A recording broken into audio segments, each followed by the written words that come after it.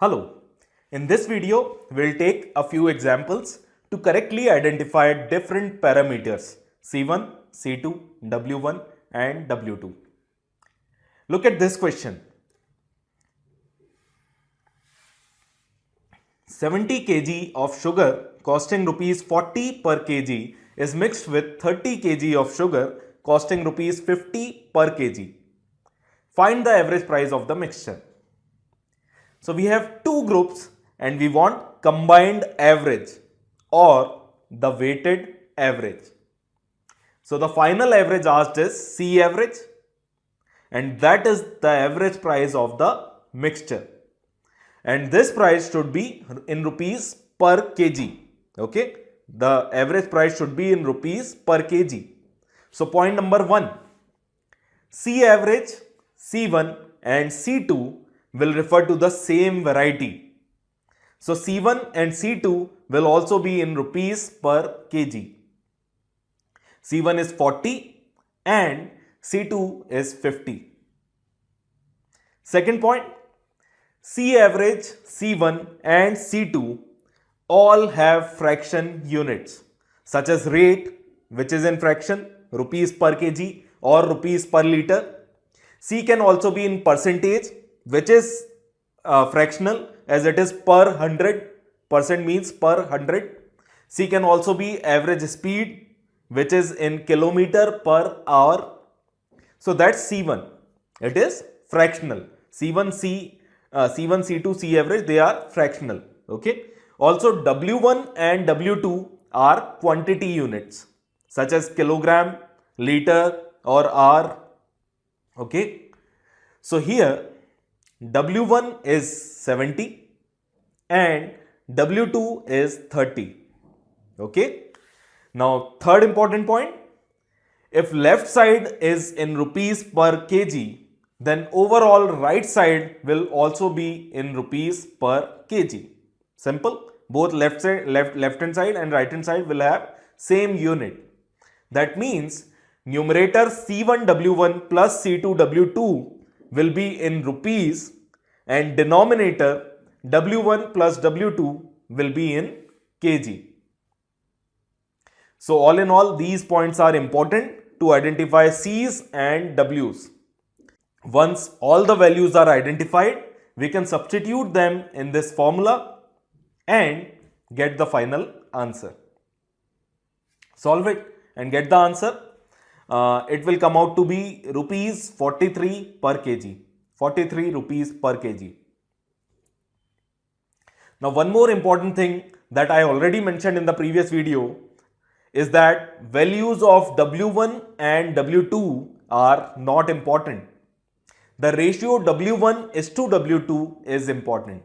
So here, in place of taking actual values of W1 and W2 as 70 and 30, we can take their ratio values as well and we'll get the same answer. W1 is to W2 is 7 is to 3. So we can take W1 as 7 and W2 as 3 and it won't change the answer.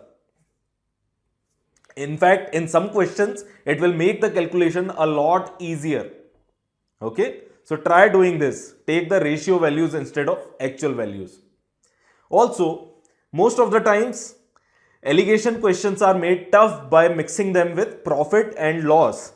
Okay. Most of the times, allegation question will come with profit and loss concept. Like look at this question. One extra information about selling price and profit percent is given in the end. So to solve such a question, sort the end part first. For a second, forget the earlier question and focus on this one. Look at how it is different from the previous question. How many kgs of sugar costing rupees 40 per kg should be mixed with 30 kg of sugar costing 50 rupees per kg? So there is one group, C2 is 50 and W2 is 30. For the first group, C1 is 40 and W1 is asked. Okay. Average price of mixture is not given to us, but selling price is given and that selling price gets 25% profit.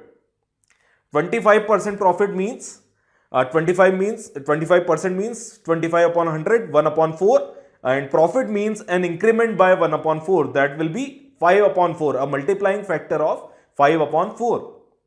So cost price will be 53.75 into 4 upon 5, that is 43.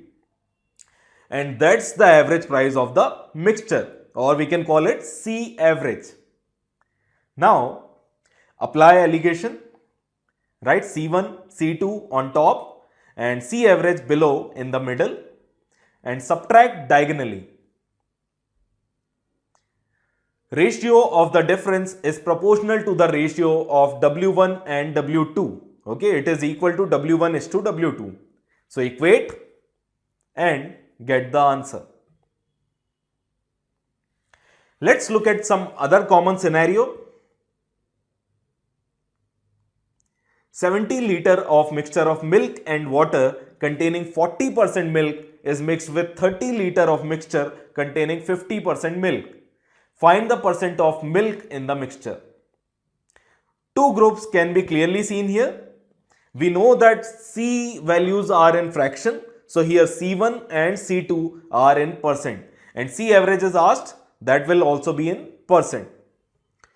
W1 and W2 are in liters. Now the formula can be applied directly. Also, this question can also be framed, it could also be rephrased like this. As the first mixture of milk and water has 40% milk, it has 60% water in it. Okay, so ratio of milk and water will be 40:60, that is 2:3. Similarly, second mixture has 50% milk in it, that means remaining 50% is water. So the ratio of milk and water will be 1:1, both are equal. Now try to answer this question. It is same as before, but we have ratios instead of percentages. And this format requires special care while writing C1 and C2. We have two mixtures, 1 and 2, corresponding to which we will have C1 and C2. C average will be milk-water ratio in the final mixture. W1 is asked and W2 is given to us. So apply alligation straight away. Write C1, C2, C average. Take difference crosswise. And this ratio of differences is supposed to be equal to ratio of W1 and W2. Okay, it should be equal to W1:W2. And this, what we did, is wrong. This is wrong. We cannot take ratio of milk and water for C1 and C2. We should either take proportion of milk in the mixture or proportion of water in the mixture. This is important in such question. Proceed with one of the two solutions that are mixed. Either proceed with milk or proceed with water. Let's focus on milk part. Ratio of milk and water in the first mixture is 2:3. 2:3 means milk part is 2, milk is 2 parts and water is 3 parts. So in total 2 plus 3, 5 parts are there and milk is 2 parts out of total 5. So proportion of milk is 2/5. In second mixture, milk and water is 1:1. Milk and water is in ratio 1:1. So proportion of milk is 1/2. And proportion of milk in the final mixture is 43/43 plus 57. Okay, 43/100. Now subtract diagonally. And this ratio 7/100 is to 3/100, which is basically 7:3. Okay, this will be equal to W1:W2. Now this will give you correct answer. Okay, we can also solve by taking proportion of water in the mixture. 3/5 in the first mixture, 1/2 in the second, and 57/100 in the final mixture. That's the proportion of water. Subtract and equate the ratios. You will get the answer, you will get the correct answer again. Okay? Let's check the final answer. W1 upon 30 is equal to 7 upon 3. W1 is equal to 70 liters. Now instead of milk, if we take proportion of water, okay, again we will get the same answer, 70 liters only.